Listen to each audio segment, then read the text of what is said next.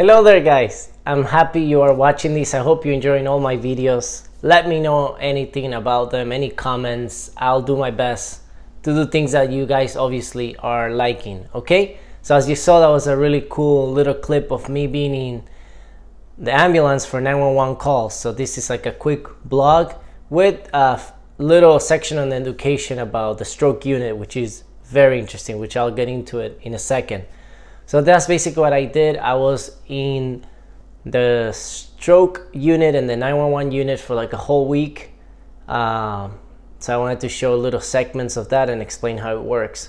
So basically, you get assigned like a 12-hour shift, and then you go to a station, either a firehouse or another location, and you have downtime. So, you're obviously going to check all your equipment, you're going to clean the ambulance, make sure the fuel is full. You can study in the meantime, you can catch up on sleep in the meantime, and then you'll get calls to go on scene for 911 calls. I'll probably put like a quick picture of me just studying here maybe while I was in the base, and that way you can see. So usually nice places, they have couches, they have TV, they have tables, they have microwave, fridge, so you can have your food, okay? Very essential things that you need, okay?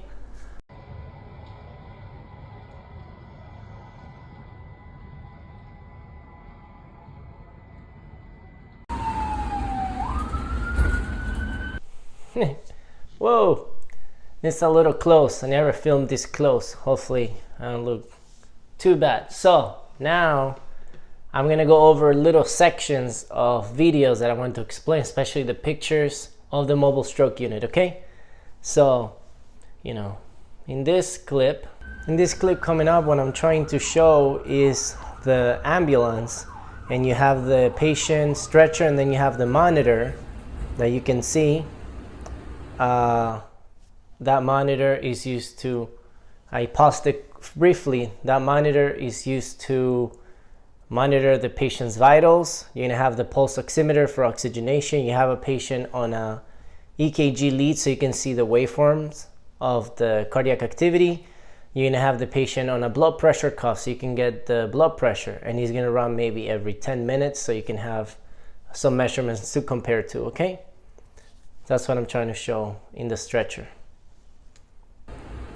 Then usually the paramedic will sit right next to the patient on the chair that's right next to him. And then also what I'm now trying to show in this section of the video is that if you have a patient that's sick, you do want to let the facility that you're going to heads up. Let them know, oh, I'm coming in with this patient, he's 75, female, hypotensive, so that way they know that they have a sick patient coming in. So that was me struggling to get the mic, and then you let them know, just like that, okay? Random side comment that I wanted to mention, back in my day when I was an EMT, here's a picture, somewhere I'll put a picture. I was much skinnier back then. This video that I'm showing here is a lift assist technology, which actually helps you lift the patient and then you slide him into the truck. They didn't have that when I was working. You had to lift all these heavy patients yourself. So this is really cool, really amazing technology. They obviously care about the workers and saving their backs for longevity.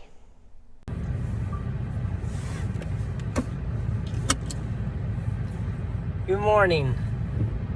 Today we are going to, well, this is another day, continuation of day in the life of a doctor, EMS, rotating in the medical emergency services.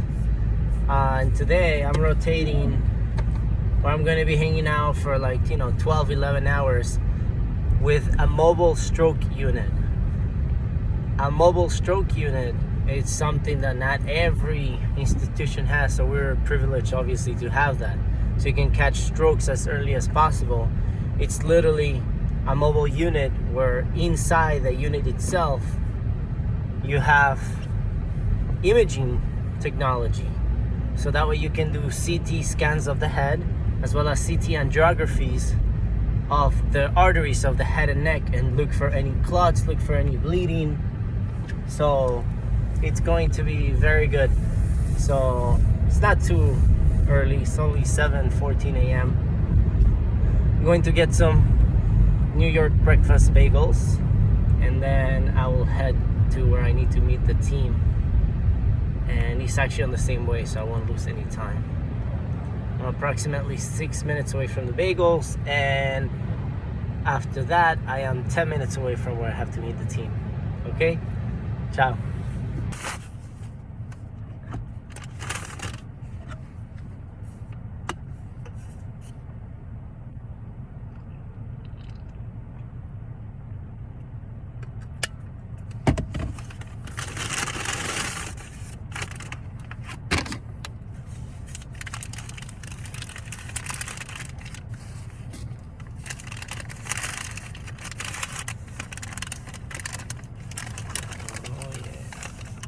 So now, one of the coolest part of this video, I guess, and something to educate you on, is I was working with a mobile stroke unit, which is literally an ambulance that has a CT scanner. I think I mentioned this earlier while I was driving to work, but most likely now I'm going to focus on explaining each section of the mobile stroke unit. You'll see pictures soon, but I want to tell you how this is staffed.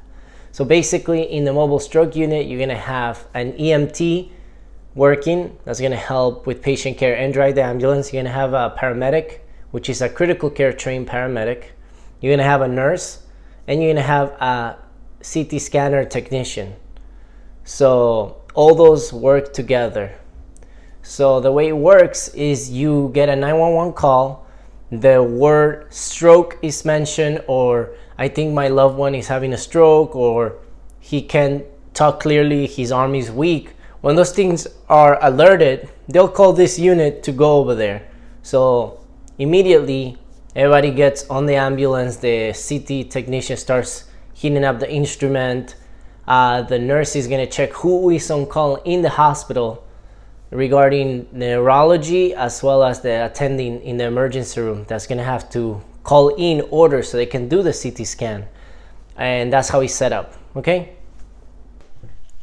Okay, so now explaining the mobile unit. These are going to be pictures that I'll probably put on the side. Most likely I'll just say here. I'll put myself here, and then you'll see the video on your right hand. So this first picture is when you open the unit. This is what you see. You see the patient's stretcher. You see the CT scanner in the back, which is secure, is that blue thing that you see in the back. We go to the next picture. This is the blue screen, is where the neurologist is going to show up, almost like telemedicine, like a Zoom meeting. And then on top, you'll see this gray lens. It's like a camera. It is a video camera, and that can actually be controlled by the neurologist from their office or the hospital. So again, that's crazy technology. And then in the back, you probably can see, but there's a little white thing, circular thing, that's where the speaker is. Okay, here's another picture that I took. I wanted to show how the camera is pointed directly at the stretcher where the patient will be. So the patient's gonna be laying there, the camera, it's here, and the neurologist can look at the patient, evaluate the patient, see how the patient's talking, moving, ask the patient, can you raise the arms, and evaluate for any neurological problems. Okay, that is a picture of the scanner. It's very secured, and it's a giant donut, as you know. It's the giant donut, like they call it. That picture, I'm trying to show how the scanner is going to slide down. So the stretcher is there for the patient, then the patient gets elevated, then this donut slides forward, and basically the patient's head ends up inside the donut for the imaging. Just gloves, all sizes, ready to go. And this is actually the printer where the orders will come in from the hospital directly to the unit for the imaging of the head. Okay, and also that you see there on this side is a little fridge. That fridge actually contains all the medications necessary, especially medications something like K-Centra, medication that's used to reverse the anticoagulation effect of other people, of some patients. Some patients are going to be on blood thinners, so if they have a bleed in the head, you don't want them to bleed even more, so you would give this type of medication to stop further bleeding. Okay, so they have a fridge with medicines. And then this picture basically is like the scanner itself, how is slide forward, and all the machinery behind it. Okay, and that's it for the mobile stroke unit. Again, it's a technology that is unique. Again, time is brain, so this is life-saving technology, because if you find that the patient does not have a hemorrhagic bleed and they just have an ischemic stroke, meaning a vessel is occluded and a part of the brain is not getting oxygen, then you can give medications like TPA that's going to break that clot, and that's usually given within 3 to 4.5 hours. So if we can give it early, we can save lives and we can save the brain, which is so important. Okay? Ciao.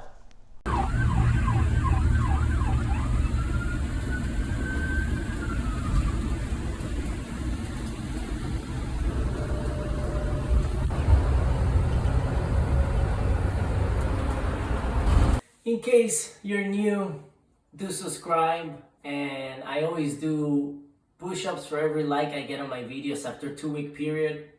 Sadly, I don't get that many likes, so I never have to do like, I don't know, not even 30 push-ups.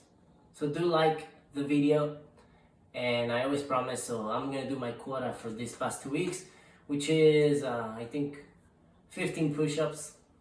Okay, and in the meantime, probably fast forward the push-up part, but you can always click on different videos and subscribe in the meantime. Okay.